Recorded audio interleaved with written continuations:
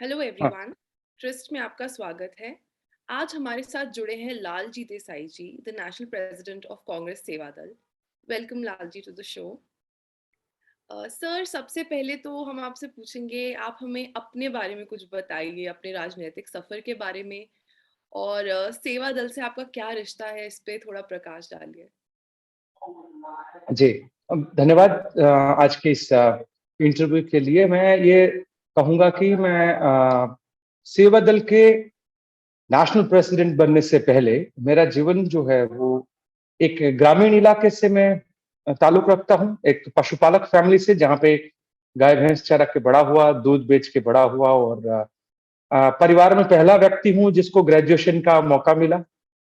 मेरी जो कम्युनिटी है वो चाइल्ड मैरिज से लेकर चाइल्ड लेबर से लेकर कई प्रकार के इश्यूज को झेल रही है। नॉमेडिक कम्युनिटी है जो पूरा पशुओं को लेकर देश भर में जो घूमने वाली कम्युनिटी है उनमें से मैं मतलब उस कम्युनिटी से अपना ताल्लुक रखता गांधीयन ऑर्गेनाइजेशन में पढ़ने का मौका मिला। कुछ साल पहले सेवा दल के साथियों ने आजादी के बाद सेवा दल के साथियों ने गांधीयन इंस्टीट्यूट खोले थे, जिसकी वजह से उन्हीं से निकले हुए कुछ सेवा दल के सेवाभावी लोगों ने हमारे गांव के पास में एक स्कूल शुरू किया था, 3 किलोमीटर की दूरी पर।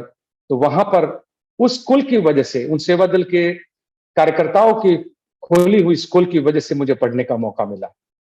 और हम जब प्राइमरी में पढ़ते थे या हाई स्कूल में पढ़ते थे, तब जो सेवा दल के प्रशिक्षित लोग वहां पर थे, वो आकर हमको पूरा का पूरा गांधी विचार से लेकर सेवा दल की भूमिकाओं से लेकर जो पूरा पैदल मार्च से लेकर अलग अलग प्रकार की जो सेवा दल की उस समय की जो कार्य करने की प्रणाली थी वो सब करवाते थे। वही सेवा दल का जो ड्रेस कोड होता था वो हमारे स्कूलों का भी ड्रेस कोड होता था, ब्लू चड्डी और व्हाइट शर्ट में, फिर बाद में व्हाइट पैंट और व्हाइट शर्ट। जैसे सेवा दल में बदलाव आता गया उसी तरह हमारे स्कूलों में भी बदलाव आता गया। सो प्राइमरी से लेकर ग्रेजुएशन तक मैं गांधीयन इंस्टीट्यूट में पढ़ा हूँ। मेरा ग्रेजुएशन भी उसी प्रकार से गांधीयन कॉलेज में हुआ और खास करके कृषि, पशुपालन और ग्रामीण जीवन के संदर्भ में कैसे कार्यकर्ताओं को कार्य करना चाहिए, वही हमारा स्पेशलाइजेशन था। बहुत ही यूनिक स्पेशलाइजेशन, वो भी गांधी विचार से प्रेरित, BRS, bachelor of rural studies.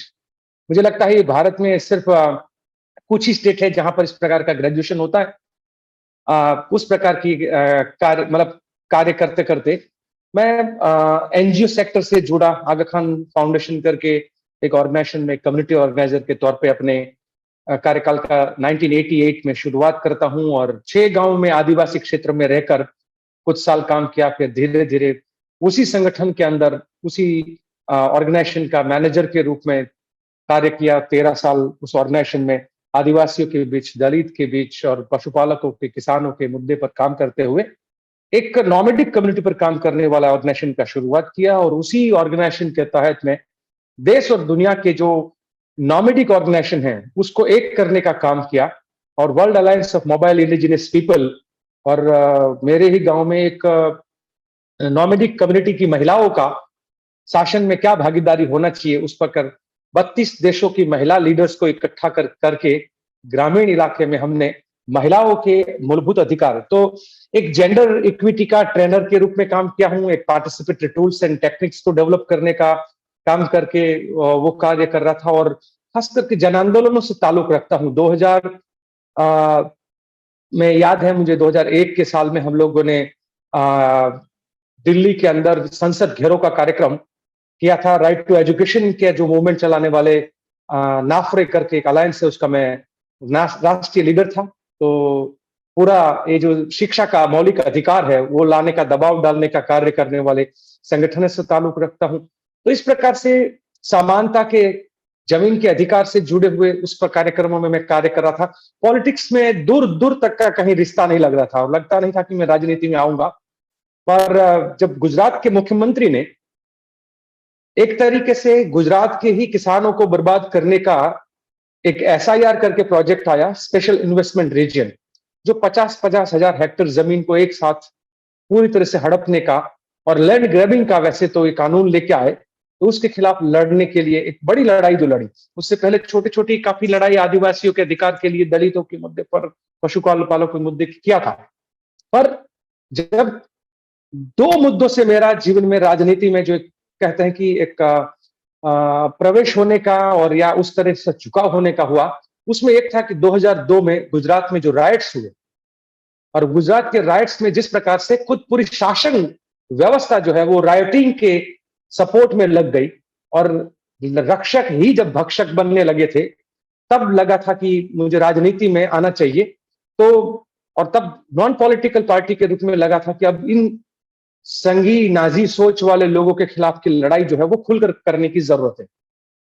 कोशिश किया, 80 ब्लॉक में अपना एक संगठन खड़ा किया और वो संगठन था जो खास करके मार्जिनलाइज कम्युनिटी का किस प्रकार से लड़ाई लड़ा जाए।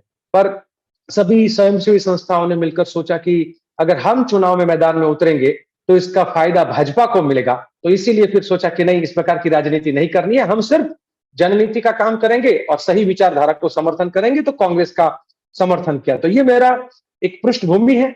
और उसके बाद जब 2013 में गुजरात में मांडल बेचरा जी एसआईआर करके जो पूरा नरेंद्र मोदी और उनका ड्रीम प्रोजेक्ट था लोगों की, किसानों की जमीन लेने का, उस जमीन की लड़ाई में महिलाएं ट्रैक्टर ले लेकर निकल पड़ी, युवा जो है वो बाइक लेकर निकल पड़े और गांव गांव मैं 100 दिन तक घर नहीं गया था और यही प्रतिज्ञा लेकर निकला था कि जैसे मैं मानता हूं हम गांधी के मतलब वो स्ट्रेचर तक तो हम नहीं है, हम बहुत अपने आप को एक छोटा सा गांधी के विचारों का अंश को फैलावा करने वाले लोग समझते हैं। पर वही प्रतिज्ञा करके निकला था कि या जेल जाएंगे या मर जाएंगे, पर जब तक इस जमीन को इस एसआईआर से मुक्त नहीं करवाएंगे हम घर वापस नहीं जाएंगे।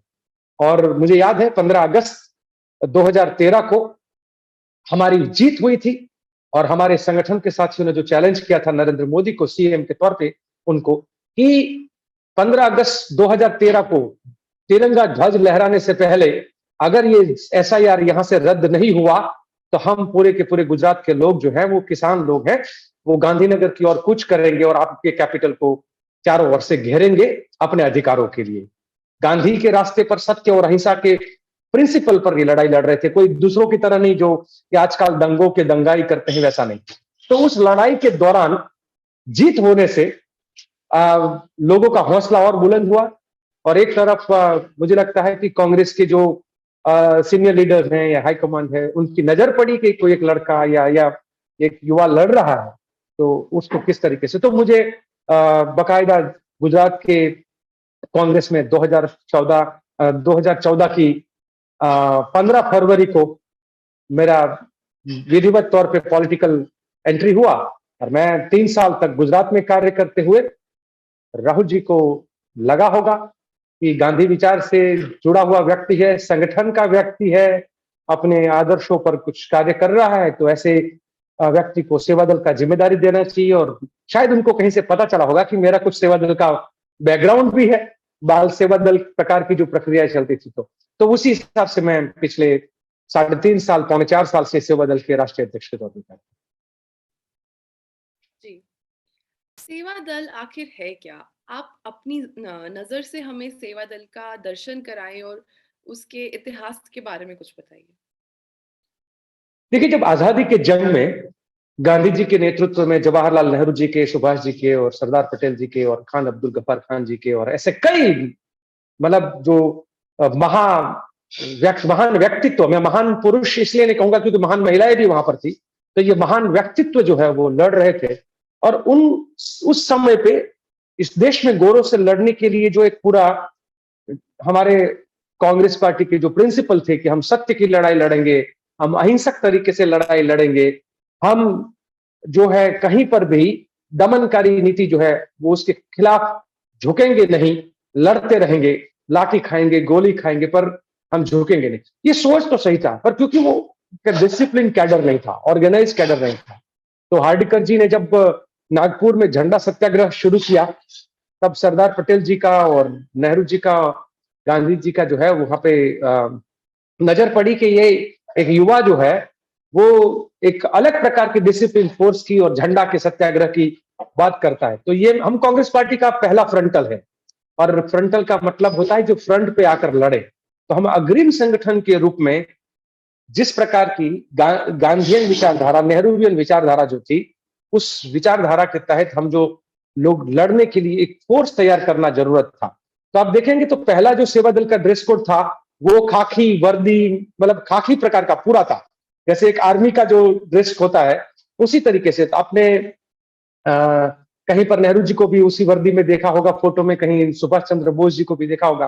तो ये हमारा जो सेवा दल जो है वो एक ऐसी युवाओं की फौज जो वैल्यूज से जुड़ी हुई है, मूल्यों के साथ चलने वाली और लाठी गोली खाने वाली, पर कहीं माफी नहीं मांगने वाली, और हर जगह पे। तो आपने देखा होगा कि आजादी की जंग में 1930 में जो कांग्रेस के विधिवत तौर पे सेवा दल को जब उसमें सम्मिलित किया गया, 1923 में सेवा दल की स्थापना हुई, पर 1923 से 30 तक का जो है वो एक ऑटोनोमस तरीके से सेवा दल चलता रहा। बाद में कांग्रेस का एक हिस्सा बन के सेवा दल चला, और कांग्रेस सेवा दल का जो पहला नाम था हिंदुस्तानी सेवा दल।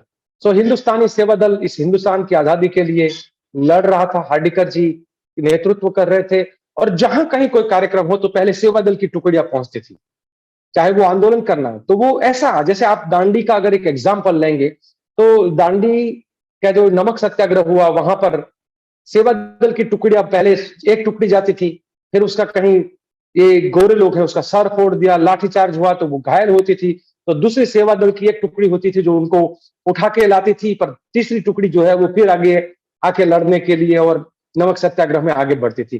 तो आप पुराना जो हमारे सत्याग्रह के जो भी कार्यक्रम है उसको ऑर्गेनाइज करने का, उसमें लीड करने का, और हर जगह पे आजादी की जंग में अग्रिम संगठन के तौर पर लड़ने का कार्य सेवा दल ने किया। उस समय के गाने भी बहुत मजबूत थे, उस समय के नारे भी बहुत मजबूत थे, कश्मीर से कन्याकुमारी, भारत माता एक हमारी, और कांग्रेस को देता बल, सेवा दल सेवा दल। तो हर प्रकार के जो एक सोर्स ऑफ एनर्जी के रूप में संगठन युवाओं का प्रशिक्षण के हमारे जो कार्यक्रम थे वो बहुत मजबूत थे, ताकि हम नहीं चाहते थे, मतलब उस समय के जो सेवा दल के साथी हैं वो, कि कोई अप्रशिक्षित या बिना प्रशिक्षण का कोई व्यक्ति आकर किसी भी प्रकार का अपने सिद्धांतों से हटके कोई कार्य हो। आप आजादी के जंग में एक भूमिका और आजादी के जंग के बाद वाली जो भूमिका, कि देश आजाद हुआ, देश आजाद होने के बाद राष्ट्रपिता महात्मा जी को और नेहरू जी को, क्योंकि आप जानते हैं कि नेहरू जी सेवा दल के प्रथम राष्ट्रीय अध्यक्ष थे और हार्डिकर जी उसके संचालक थे। तो ये जो उस समय की जो टीम बनी हुई थी, उन्होंने जो सोचा था, तो वो एक सेवा दल को एक भूमिका के तौर पे, कि अब देश आजाद हुआ, अब सेना अपनी भारत की सेना बन चुकी है, तो अब जो ये हमारी, मैं तो मानता हूं कि आजाद भारत को आजाद कराने वाला जो पहला कोई सेना था तो वो सेवा दल था। इसीलिए सेवा दल के सैनिक ही कहते हैं कि आगे आगे बढ़ते कदम सेवा दल के सैनिक हम।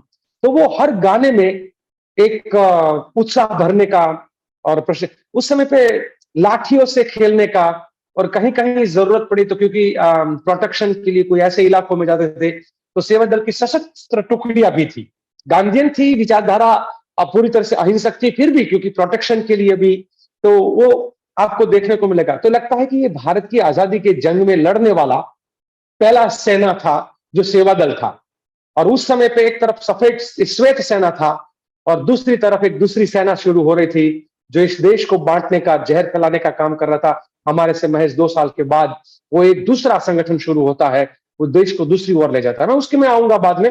पर से आजाद भारत होने के बाद जब महात्मा जी ने और नेहरू जी ने कहा कि अब आप लोगों को समाज की सेवा के लिए कार्य करना चाहिए, तो आप देखेंगे कि पूरे भारत में जो शैक्षणिक संस्थाएं, हेल्थ की संस्थाएं, या अलग अलग प्रकार से जो रचनात्मक कार्य करने के लिए जो संस्थाएं बनी, वो हर जगह पे कहीं ना कहीं वो सेवा दल के साथी ही थे। और इसीलिए हम गर्व के साथ भी कहते हैं कि भारत का पहले प्रधानमंत्री भी सेवा दल के राष्ट्रीय अध्यक्ष थे एक समय पे, और भारत देश के जो राष्ट्रपति बने वो भी सेवा दल से ही ताल्लुक रखते थे। तो सेवा दल से निकलकर बहुत लोग इस देश के प्रधानमंत्री भी बने हैं और इस देश के राष्ट्रपति भी बने हैं। कई राज्यों के मुख्यमंत्री है वो सेवा दल के सेनानी थे, वो चाहे वो सौराष्ट्र के ढेबर भाई हो, या चाहे मध्य प्रदेश के साथी हो, चाहे उत्तर प्रदेश के हो, हर राज्य में जब जाते हैं तो सेवा दल के साथी जो है वो कार्यकर्ता निर्माण का कार्य करते थे, वैल्यू बेस्ड लीडरशिप डेवलप करने का कार्य करते थे, समाज सेवा का कार्य करते थे। तो हम लोग कई सालों तक, मुझे लगता है कि 70s तक ये कार्य बाखूबी चला। हर महीने के अंतिम रविवार को ध्वजवंदन करके तिरंगा झंडा लहराकर हम गांव गांव में इस तिरंगे के सम्मान में कार्यक्रम करते थे। समय के साथ कुछ बदलाव हुआ, कुछ थोड़ा होता है ना, जैसे हर ऑर्गेनाइजेशन की एक ऊपर चढ़ने की स्थिति भी होती है, तो कभी-कभी थोड़ा बहुत तकलीफ वाला दौर भी होता है। तो मैं मानता हूँ कि जब राजीव जी थे, तो राजीव जी के दौर में और इंदिरा जी जब बड़ा प्राइम मिनिस्टर थे, उस समय पे पटना में 1 लाख लोगों का रैली, राजीव जी सेवा दल के इंचार्ज थे और उनके नेतृत्व में सेवा दल ने 1 लाख लोगों का पटना में रैली किया था गांधी मैदान में। और जब भी वहां जाते हैं तो आज भी वही बात होती है। फिर पर राजीव जी के जाने के बाद, एक बार तरफ इंदिरा जी का जाना और एक तरफ बाद में राजीव जी की जिस प्रकार से शहादत हुई, उसके बाद सेवा दल को देखने वाला शायद कई सालों तक कोई नहीं था। तो सेवा दल है फिर एक सेरेमोनियल ऑर्गेनाइजेशन टाइप का धीरे-धीरे हुआ काफी। और राहुल जी ने जिस दिन जिम्मेदारी के तौर पे सेवा दल के साथियों के साथ, सोनिया जी ने बीच में प्रयत्न किया कि सेवा दल को और उठाया जाए, और क्योंकि बीच का समय ऐसा था कि बड़ा मुश्किल का दौर था, सेवा दल को राहुल जी जिस दिन जिम्मेदारी में आते हैं और एक अलग प्रकार की भूमिका देते हैं, तो उसके बाद फिर से सेवा दल अलग भूमिका में दिखाई देता है। आज के सेवा दल में और गांधी जी के समय के सेवा दल में सबसे बड़ा क्या फर्क है? देखिए, एक सबसे बड़ा बदलाव है वो समाज के अंदर का बदलाव है। भारत का खुद का बदलाव है, दुनिया के अंदर का एक बदलाव है। उस समय की जो हमारी परिस्थितियां थी, भारत जिस संघर्ष को उस समय पे झेल रहा था, क्योंकि वो लड़ाई गोरों के सामने थी, अब जो लड़ाई है चोरों के सामने। और इसीलिए सेवा दल जो नारा भी दिया है कि पहले लड़े थे गोरों से, अब लड़ेंगे इन चोरों से। तो सवाल यह है कि अब गोरों को पहचानना आसान था क्योंकि वो शासक थे और ब्रिटिशर थे, तो सीधा पहचान। अब सवाल यह कि चोरों को पहचाने कैसे। चोरी जो है वो अलग अलग प्रकार की है। कहीं पर फाइनेंशियल चोरी है, कहीं पर विचारों की चोरी है, कहीं पर इस देश के संविधान के कमजोर करने की, उसके पर कुठाराघात करने की चोरी है, कहीं पर समाज को और जाति को और धर्म को बहाना बनाकर लोगों में जहर फैलाकर लोगों के जो सोच है उस सोच में जहरीलापन लाने की चोरी है। तो ये जो चोरी का जो व्याख्या हम लोग सोचते हैं कि मेरे देश के संविधान को कोई कमजोर कर दे, तो उससे बड़ी चोरी और क्या हो सकती है। फाइनेंशियल करप्शन तो छोटा मोटा, बाद में आप उसको इंक्वायरी करके भी उसको ढूंढ सकते हो। पर जो हमारे भारतीय मूलतः संस्कृति जो थी, क्योंकि अब देखिए हम लोग लगातार ये कहते हैं कि भारत की संस्कृति ही कांग्रेस की संस्कृति है, भारत की जो सोच है वही कांग्रेस की सोच है। और जिस दिन जो जवाहरलाल नेहरू जी ने कहा है आइडिया ऑफ इंडिया और भारत एक खोज, अगर उसको समझ लेंगे, कांग्रेस अलग से कुछ नहीं है। इस भारत की जो सोच की जो आत्मा है, उस आत्मा को जिंदा रखने का कार्य करते हैं, वो वही संगठन है जो कांग्रेस है। सभी धर्मों को सम्मान देना, वो भारत देश की अपनी एक सैद्धांतिक और एक अपनी समझ है। कांग्रेस की भी वही समझ है। गरीब हो अमीर हो, हर प्रकार के लोग हो, उसको बराबर का अधिकार होना कांग्रेस की सोच है, वही अपने देश की सोच है। सवाल यह है कि अपने देश की सोच, भारतीयता की सोच और कांग्रेस की सोच और गांधी नेहरूवियन जो सोच है, वो एक ही सोच है, वो समान स्तर सोच है। देखिए, भारत की सोच में, गांधी और नेहरूवियन सोच में बाबा साहब आंबेडकर की सोच भी आती है, सुभाष चंद्र बोस की सोच भी आती है। बहुत लोगों को ये नहीं पता है कि ये लोग भगत सिंह को और कांग्रेस को अलग करने की जो कोशिश करते हैं, उनको भगत सिंह के साथ जो जिसको शहीद आजम माना जाता है, उनके साथ जो चढ़े थे फांसी के फंदे पर, वो कौन लोग थे? राजगुरु थे, वो सेवा दल के तो थे, सेवा दल के हमारे राष्ट्रीय प्रशिक्षक थे। अब सवाल ये होता है, इनको नहीं पता है, इनको हिस्ट्री भी कुछ लोगों को नहीं पता है कि सेवा दल का राष्ट्रीय प्रशिक्षक और शहीद आजम और जो हमारे तीनों साथी उस समय पे जो थे, वो तीनों साथ में काम करते थे। वहां पर तो हमारे साथियों ने अपनी शहादत भी दी है। दो प्रकार की धाराएं एक साथ चली थी। तो मैं कहता हूं कि जो उस समय पे था कि देश के लिए कुछ करना है, मर मिटना है, वहां सत्ता नहीं थी। जब गांधी जी नेहरू जी की नेतृत्व में और सरदार पटेल के नेतृत्व में कांग्रेस पार्टी और पूरे मतलब सुभाष जी से लेकर कई मतलब एक एक का नाम लेने, तो मतलब कहते हैं ना, हमारी विरासत तो इतनी रिच है कि जिसमें आप हर नाम याद करोगे तो एक इतिहास के पन्ने वहां पर लिखे जाएंगे, उतनी बड़ी। तो वो हर व्यक्ति जो इस देश के लिए मर मिटने के लिए आया था, हर व्यक्ति इस देश की आजादी के लिए दीवाना था, किसी को पता नहीं था कि कोई प्राइम मिनिस्टर बनेगा या कोई फाइनेंस मिनिस्टर बनेगा या कोई कानून मंत्री बनेगा, किसी को कुछ नहीं। सबको एक ही पता था, इस देश को आजाद करवाना है और देश की आजादी के लिए मर मिटना है। वो दीवानापन था, उसके लिए लाठी मिले, गोली मिले, जेल हो, कुछ भी हो। तो उस समय का जो संगठन था, उस समय का जो सोच था देश के अंदर, वो देश के प्रति दीवानापन था, देश को आजाद करवाने का दीवानापन था। पर बदलाव जो हुआ वो ये हुआ कि देश आजाद होता है, सेवा दल के साथी, कांग्रेस के साथी पूरे भारत में रचनात्मक कार्य करते हुए, संघर्ष के कार्य करते इस देश को एक ऊंचाई पर ले जाते हैं। धीरे धीरे धीरे धीरे जो देश में सुई नहीं होती थी, उस देश को आज आप सब जानते हैं कि वो चाहे परमाणु वाली बात हो या चंद्र पर पहुंचने वाली बात हो या चाहे दुनिया भर में टेक्नोलॉजी में लीड करने वाले देश की बात हो, वो एक विरासत से ही आती है। वो चाहे नेहरू जी ने शुरू किए हुए लाल बहादुर शास्त्री जी ने किए हुए कार्य हो, इंदिरा जी के कार्य हो, राजीव जी के कार्य हो, या हमारे प्रधानमंत्री जो मनमोहन सिंह जी ने जो बदलाव की पूरी प्रक्रिया की। तो आप पूरी की पूरी अगर उस सोच को देखेंगे तो एक देश को एक मुकाम पे ले जाते हैं और पूरी दुनिया में एक तरफ अमेरिका और रशिया को टक्कर देने वाला वैचारिक तौर पे भारत देश को लोग देखने लगते हैं कि एक 5 अगर सुपर पावर देश, सुपर पावर का मतलब ये नहीं है कि किसी को दबाओ, सुपर पावर का मतलब है दूसरे देशों को मदद करो। आप इतने पावरफुल बनो कि किसी और को आप उस पावर को कर जरिए मदद कर सको। तो ये सोच के साथ पूरा देश खड़ा हुआ। अब जब देश मजबूत स्थिति में आता है तो शायद सेवा दल को लगा कि अब देश ठीक हो गया है, सब कुछ ठीक चल रहा है, हमारी जरूरत कम है। तो सेवा दल के साथी भी थोड़े थोड़े, मुझे लगता है कि एक निष्क्रियता भी आई थी।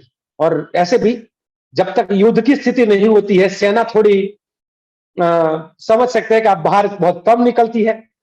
पर 2013 के बाद भारत बदला है। 2013 के बाद अगर देखें तो 13 तक हमारी जो यूपीए सरकार वगैरह थी, तो राइट बेस पूरे कानून आना शुरू हुआ था।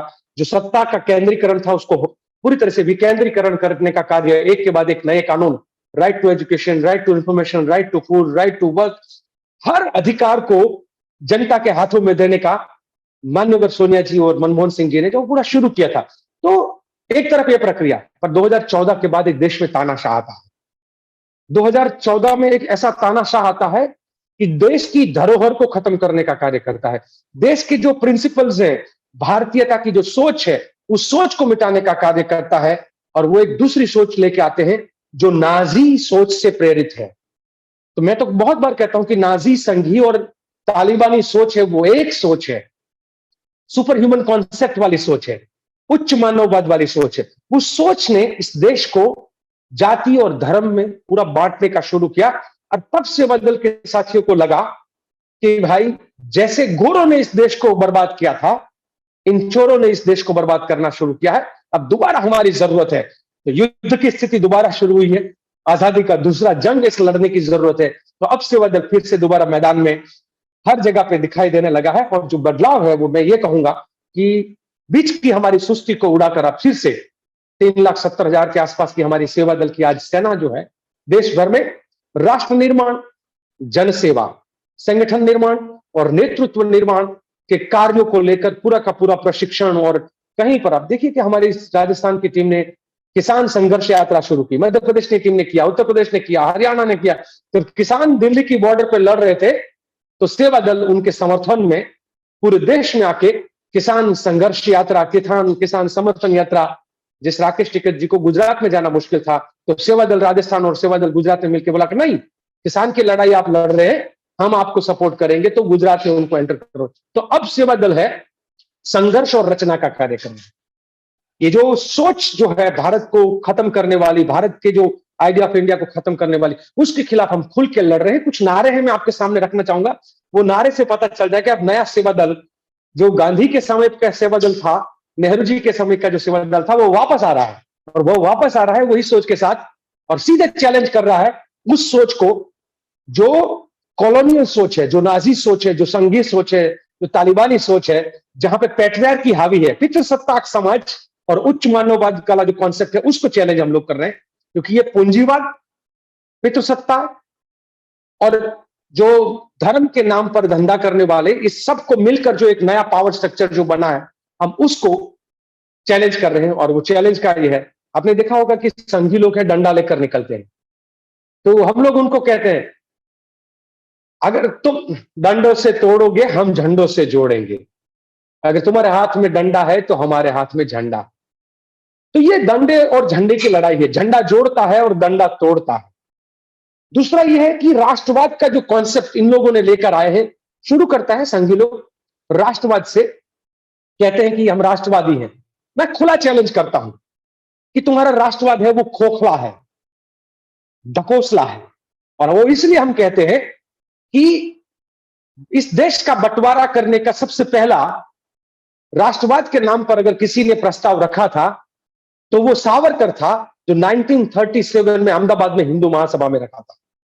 और उन्होंने कहा था कि ये देश दो धर्मों से बना हुआ है, एक साथ नहीं रह सकता है, इसलिए ये देश के दो टुकड़े होने चाहिए।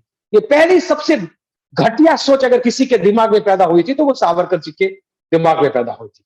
उसके बाद देखिए, थोड़े समय के बाद, थोड़े साल के बाद मोहम्मद अली जिन्ना भी कहते हैं कि देखिए ये लोग कहते हैं कि दो धर्म के लोग एक साथ नहीं रह सकते हैं, इसीलिए हम लोग 1942 में मोहम्मद अली जिन्ना डिमांड करते हैं।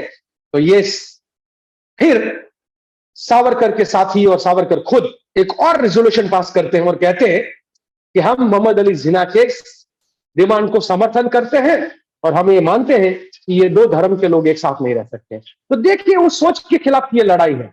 गांधी ने शहादत दी, भारत को एक रखने के लिए शहादत दी, टुकड़े करवाते हैं सावरकर और जिन्ना, और गोली मिलती है गांधी जी को, पूरा का पूरा ये लोग ब्लेम उधर कर देते। उसके अलावा अगर आप देखेंगे कि खुद सावरकर बार बार 9 बार माफी मांगा है और उसका एविडेंस हमने दिया है। 60 रुपीज की दलाली अंग्रेजों से उस समय पे ली है जब टीचरों का सैलरी जो है वो 40 रुपया नहीं होता था, जब शिक्षकों के सैलरी 40 नहीं होता था, तब 60 रुपया दलाली सावरकर को अंग्रेज से पेंशन के रूप में मिलती थी।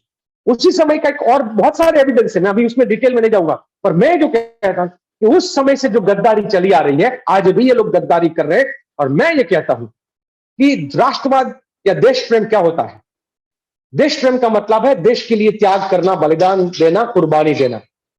तो कुर्बानी की, बलिदानी की विरासत इधर है, गद्दारी की विरासत उधर है। तो सेवा दल लगातार इस बातों को लेकर जनता के बीच में जा रहा है और ये कह रहा है कि ये गद्दार गद्दार शब्द करके जो बार बार जहर फैला रहे हैं उसको जवाब देना चाहिए।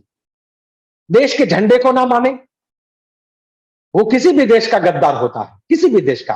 देश के राष्ट्रगान को ना गाए, वो देश का गद्दार होता है। देश के संविधान को सर्वोपरि ना माने, वो देश का किसी का गद्दार होता है। और उसी देश की जनता की, चाहे भारत का नागरिक है तो भारत की, और चाहे चाइना का है तो चाइना की, और चाहे मंगोलिया का है तो मंगोलिया की, उसी मातृभूमि के संतानों को आपस में बैरी बनाए तो वो देश का गद्दार होता है। और ये चारों मामले में जो नाजियों ने जर्मनी में किया और संघियों ने भारत में किया है, वो ना देश के झंडे को मानते हैं, ना राष्ट्रगान को गाते हैं, ना वो संविधान को मानते हैं, और इस भारत माता के संतानों को आपस में बैरी बनाते हैं। तो ये लड़ाई जो है, उस गद्दारी की सोच जो है उसको मिटाने की है, किसी व्यक्ति को नहीं मिटाना है, और उस सोच को खत्म करके जोड़ने की भावना, सबके प्रति प्यार और करुणा की भावना को लाने की। तो अभी का जो सेवा दल है वो भारत को जोड़ने का कार्य करता है, राष्ट्र का निर्माण का कार्य जो हमारा सोच है वही है। और इसीलिए एक नारा जो हमने कहा है कि देश का झंडा तिरंगा, नहीं चलेगा दो रंगा। देश का झंडा तिरंगा है और झंडा ही सर्वोपरि होता है। ये दो रंगा, कवि कबीर ने भी कहा है कि दो रंगों का विश्वास नहीं करिएगा। भारतीय जनता पार्टी का झंडा दो रंग का है, कांग्रेस का झंडा तीन रंग का है, देश का झंडा तीन रंग का है। और ये तिरंगी सोच है। एक्चुअली तिरंगी सोच का मतलब है कि हम रंगों में बंटने की जगह पे रंगों को भी जोड़ने का कार्य करना चाहिए। तो सेवा दल अभी उस कार्य में लगा है, राष्ट्र निर्माण के और जन सेवा के लिए 7 समितियां हमने बनाई है। शिक्षा के पर, स्वास्थ्य पर, हमारे स्पोर्ट्स के एस्पेक्ट पर, ग्राम विकास के मुद्दों पर, पर्यावरण के मुद्दे पर। तो हम अलग अलग जो और खास करके जो जहां पर कभी कुदरती आफत जिसको कहते हैं कि कहीं अचानक कोई ऐसी घटना हो जाए, फ्लड आ जाए या कहीं अर्थक्वेक हो जाए या कुछ, तो वहां पे पहुंचने के लिए, तो वहां के लिए भी एक टीम। तो जन सेवा और राष्ट्र निर्माण और तहत अभी सेवा दल कार्य कर रहा है। हम 7 भागों में काम को बांटे हैं और 7 स्तर का संगठन बनाया है। हम राष्ट्र से शुरू करके राज्य के पर जोनल है, राज्य है, और राज्य के बाद हमारा जिला है, और जिले के बाद हमारा ब्लॉक है, ब्लॉक के नीचे मंडल है और मंडल के नीचे बुनियाद है। तो हम अपनी बुनियाद को मजबूत करने का कार्य कर रहे हैं और हर महीने के अंतिम रविवार को हम लोग हैं वो देश का झंडा फहराने का पब्लिक पार्कों में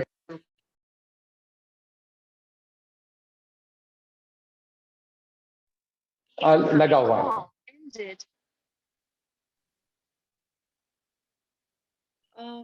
संघ भी सेवा की बात करता है, तो संघ की सेवा भाव और सेवा दल के अस्तित्व में क्या अंतर है? देखिए, संघ जो है वो सेवा की बात करता है और उनकी सेवा के नाम पर वो लोगों से ज्यादातर आप देखेंगे संघ ने करीबन 136 ऑर्गेनाइजेशन खड़े किए और वो 136 जो ऑर्गेनाइजेशन है वो एक एनजीओ के तहत काम करते हैं। कहीं सरकार का फंड भी लेते हैं, विदेश से भी फंड लेते हैं और वो सब कुछ करने के बाद वो इसी प्रकार के फंड को यूज करते हैं। शुरुआत में बच्चों के साथ स्पोर्ट्स एक्टिविटी करते हैं, उसके बाद हम कहते हैं कि क्या त्रिशूल और तलवार बच्चों को देंगे।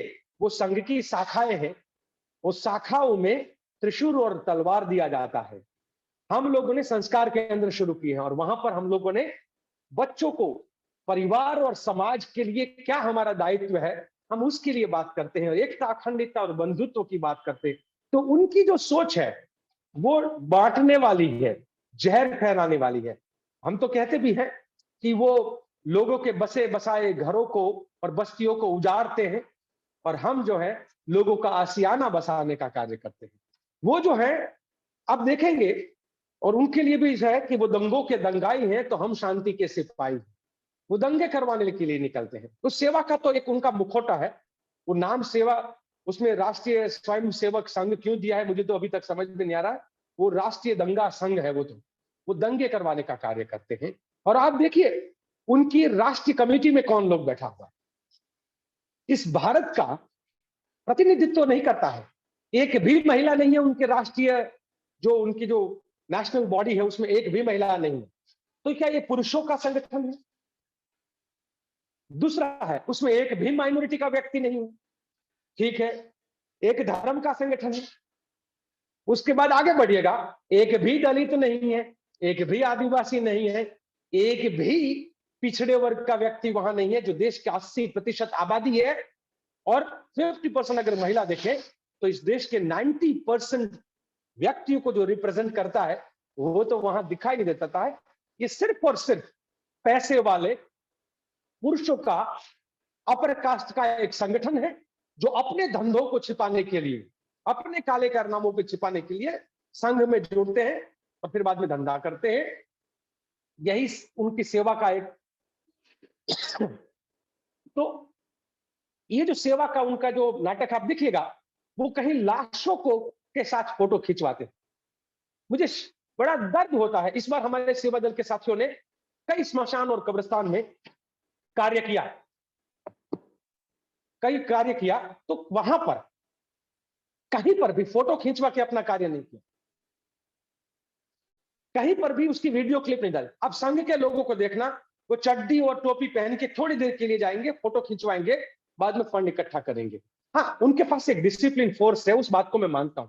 और करीबन करीबन उनका दावा है 7 लाख का, डिसिप्लिन फोर्स का पता नहीं 7 लाख एक काम है ज्यादा, पर वो लोग डराने का कार्य करते हैं। देखिए उनका परेड देखिएगा, लाठी लेकर निकलेंगे और लोगों को सो ये भय का साम्राज्य खड़ा करेंगे और वो बात शुरू करेंगे राष्ट्रवाद से, फिर आएगा धर्मवाद पे, फिर आएगा जातिवाद पे और फिर आएगा परिवार पर।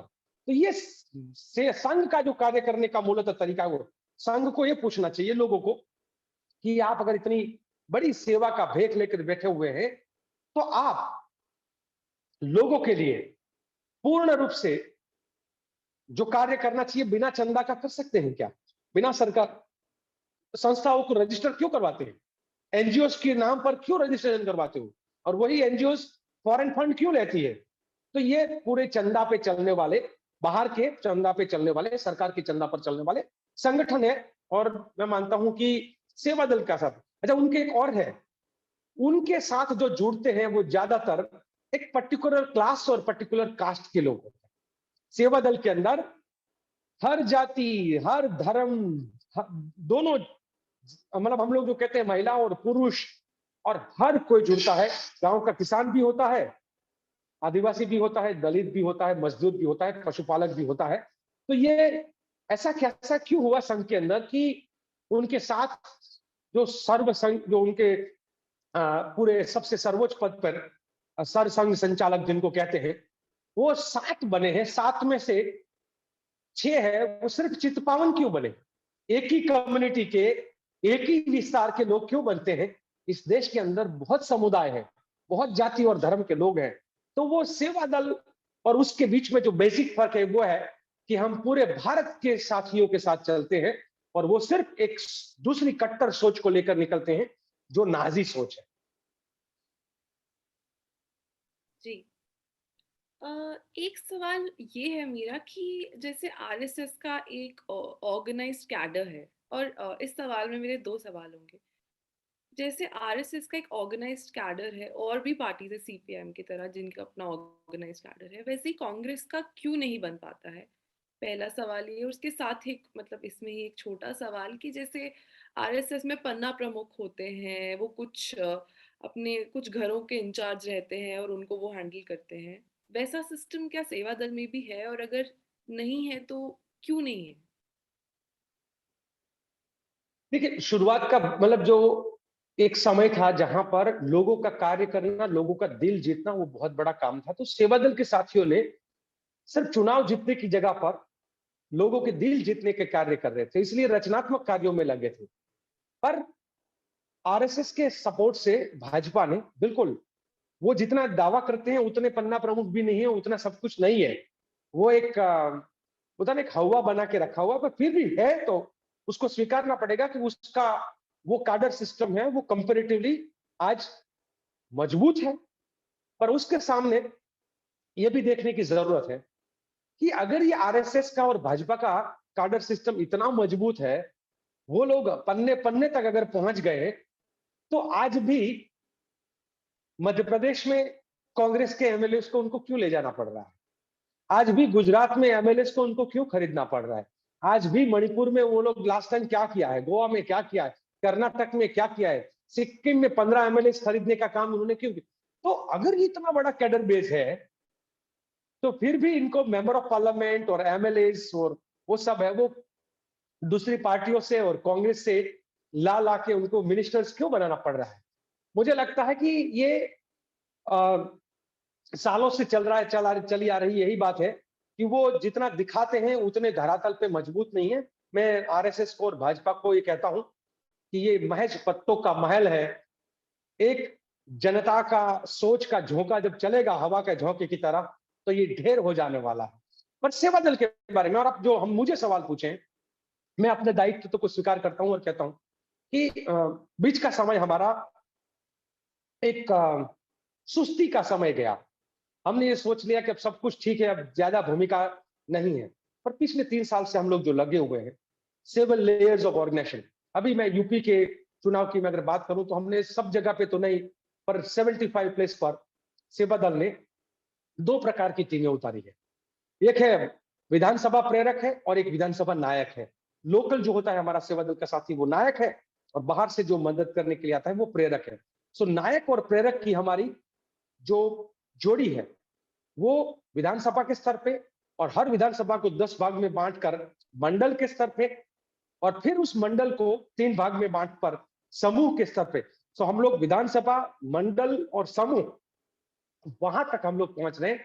और मैं ये प्रतिज्ञा के साथ, क्योंकि सेवा दल 2023 में 100वें साल में प्रवेश कर रहा है हमारा। अभी हम 99 साल के सेवा दल हो चुका है, 100वें साल में हम प्रवेश करने जा रहे हैं। देश भर में सेवा दल लगातार सहयोगी, समर्थ, क्योंकि हमारे साथ जुड़ता है तो सहयोगी बनता है, पहले सहयोगी के रूप में आता है, फिर उसको ट्रेनिंग और देते हैं, उसको समर्थ बनाते हैं, और समर्थ बनने के बाद उसको हम विशारद यानी कि ज्ञानी वाला ट्रेनिंग में ले जाते हैं। और वो विशारद वाला प्रशिक्षण प्राप्त करने के बाद वो 11 दिन का है। पिछले साल हमारे 3 विशारद कैंप हुए, इस साल भी हमारे विशारद कैंप शुरू हो गए। अभी कोरोना काल की वजह से थोड़ा थोड़ा बीच में ब्रेक होता है। आज जब मैं और आप बात कर रहे हैं, तो कर्नाटक में जो गढ़ प्रभा में हार्डिकर जी के नाम पर सेवा दल का प्रशिक्षण सेंटर जो है, वहां पर 100 महिलाएं वहां पर समर्थ कैंप में बैठी हुई है, ट्रेनिंग ले रही है। तो सेवा दल का देश भर में प्रशिक्षण कैंप चल रहे हैं और वो प्रशिक्षण कैंप के जरिए हम विशारद यानी कि तीसरे पायदान पे पहुंचना है और उसके बाद हमारा जो कैंप है, शिविर है, उसको हम लोग कहते हैं राष्ट्र रत्न। हम इस देश के हीरो को इकट्ठा करना चाहते हैं और उसको पूरा घीस के हीरा बनाकर, डायमंड के तौर पे, तो राष्ट्र रत्न बनाकर फिर उसमें से जो आगे बढ़ते हैं, वो आगे जाके 15 दिन की ट्रेनिंग के बाद फिर और 21 दिन और समाज में काम करने के बाद तपस्वी के लेवल पे, और तपस्वी का मतलब है इस देश के लिए तप करना, इस जनता के लिए तप करना। तो अब सेवा दल जो है वो धीरे धीरे हम लोगों ने पिछले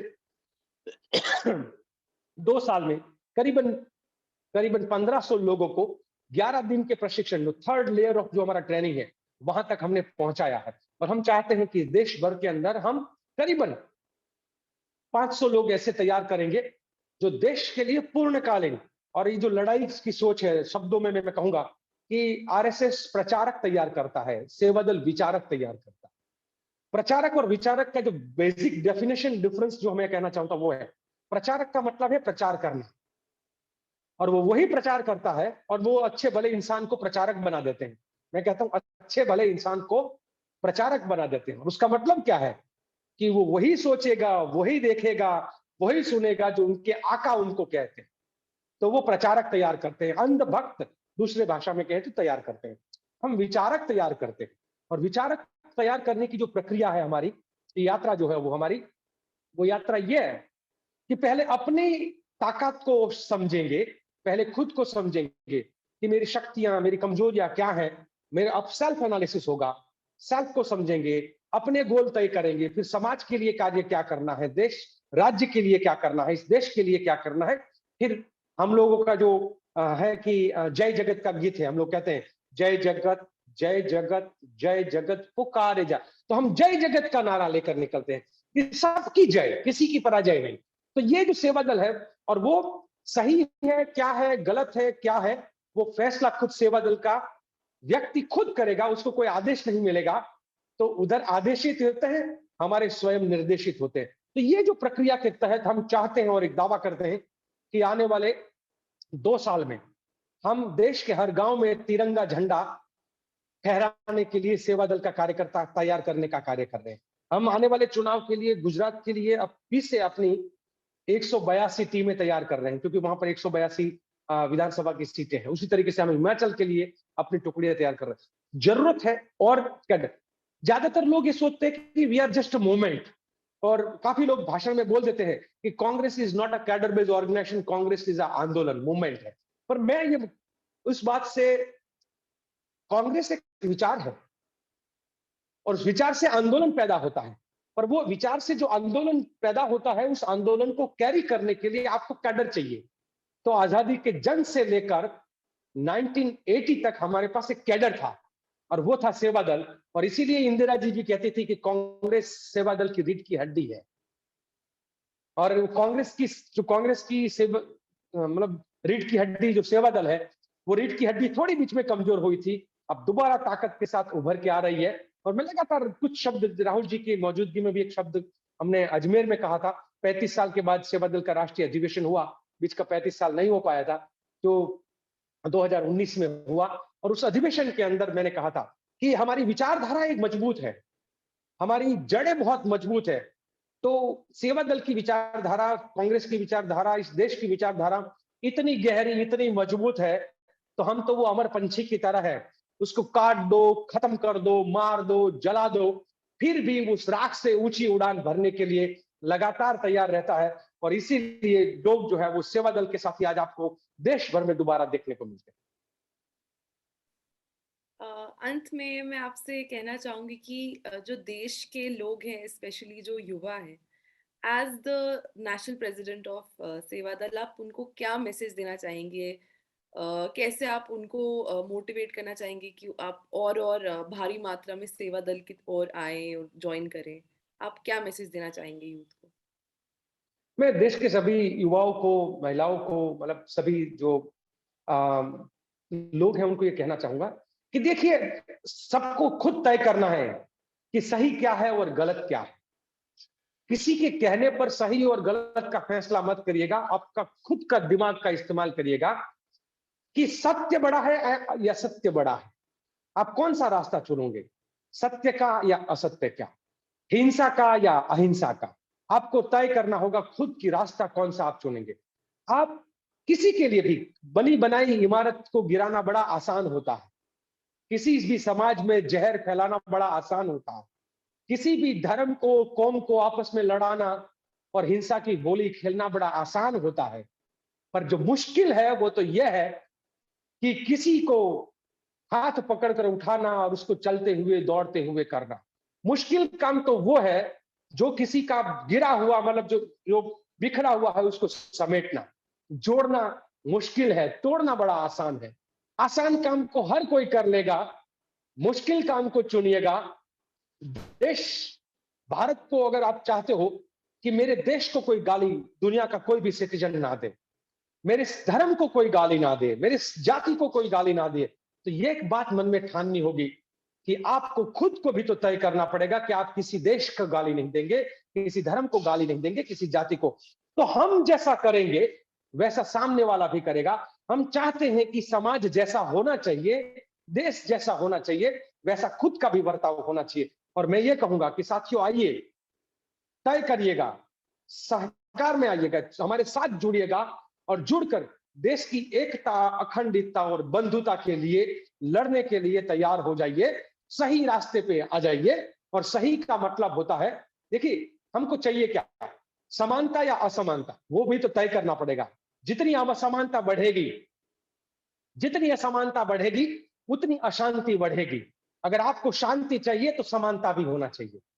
आपको अगर समानता चाहिए तो वहां पर समान अधिकार की जरूरत पड़ेगी। तो मैं चाहूंगा कि समानता के हक के लिए, सबको साथ में जोड़ने के लिए, एक दूसरों के दिल में प्यार जगाने के लिए, अगर आप कुछ करना चाहते हैं, इस भारत देश का गौरव को बढ़ाना चाहते हैं, तो मेरा देश अगर मेरा गौरव तभी बनता है कि मैं हर